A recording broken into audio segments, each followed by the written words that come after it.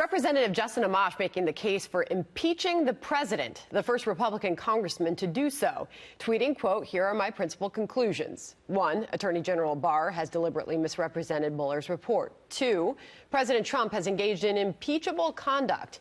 3, partisanship has eroded our system of checks and balances. 4, few members of Congress have read the report." The president hit back, calling Amash a, quote, "total lightweight and a loser," as fellow Republicans make it clear the congressman stands alone in his views.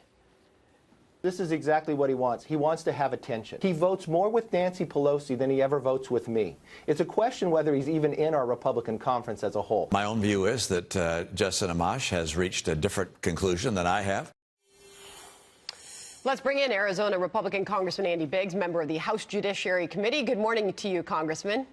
Good morning, Sandra. Well, thanks for helping us start off a new week here. And you look back at some of those comments made by your fellow Republicans in response to Justin Amash. Where do you stand when you heard his thoughts? Well, Justin's a friend, but Justin's wrong on this clearly. And the way he did this is all wrong as well. I mean, the reality is there was no collusion. There was no conspiracy. So that's check one. Number 2, the obstruction charge. I mean, to have the obstruction, you really need the predicate crime or the underlying crime. Well, there was no underlying crime, so he wasn't obstructing. And I will just tell you, Sandra, when he says that few people have read this in Congress, I'm amazed at that, because everybody I know who's even talking about this publicly and in private to me about this, we have all read the report. We've compared notes. We've tried to interpret what we think are strong points or weak points. We've all read the report. So I was kind of floored by Justin's conclusions. I think I disagree with him wholeheartedly on this. He's making the case that there was response so fast to the report within hours that there's no way some of those GOPers could have read the entire report and then formed their opinion. Did you read the report first and then decide? Yeah, absolutely, Senator. So I know exactly where I was. I was in Yuma with a group of congressmen down there at the border. We had the hotel. We had to go buy paper to get the hotel to allow us to print it out. Mm-hmm. We printed it out and began reading it immediately. I know Congressman Gates was with me. We started reading it immediately. We were comparing notes the whole time we were reading it as we were riding back from Yuma to Phoenix, which is a good 3-hour trip. And I will just tell you that we read it. I know Buck, Ratcliffe, Jordan Meadows, all of us have read this report who are out there talking about this.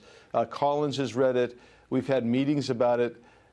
I'm just flabbergasted that he would assert that nobody has read this or few people have read this. Well, you heard McCarthy. I mean, he's making the case that he's out to be a contrarian and that he's just looking for attention. What do you think his goal is here, Justin Amash? Well, I haven't had a chance to talk to him about it, but I have no idea what his motive is. But his conclusions, I think, are very different from mine, and I disagree with him, and so I don't know why he's doing this. All right, so moving to the week ahead, we know that former White House counsel Don McGahn was subpoenaed to testify. That date was set for May 21st. Well, that is on the schedule for him for this hearing before the House Judiciary Committee. We don't have much information past that, Congressman. Can you add anything to what we should expect tomorrow? Will he show? Sandra, I don't believe he's going to show. The White House is exerting privilege right now.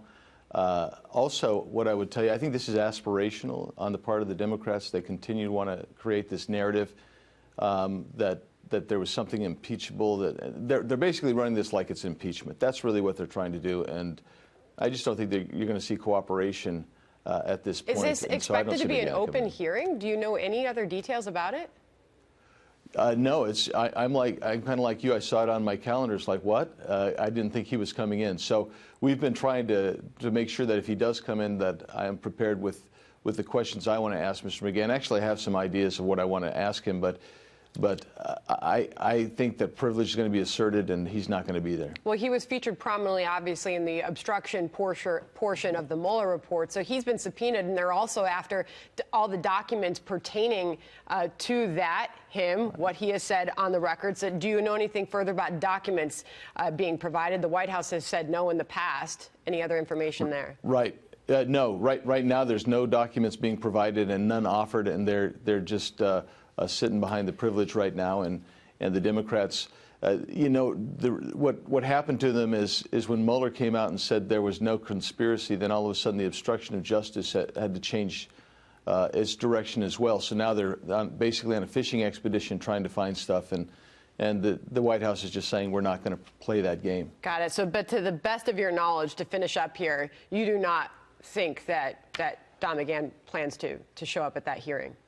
That's right. The way I understand it, he's not going to be there. All right. Congressman Andy Biggs, appreciate your time this morning, sir. Thanks, Sandra. Thank you.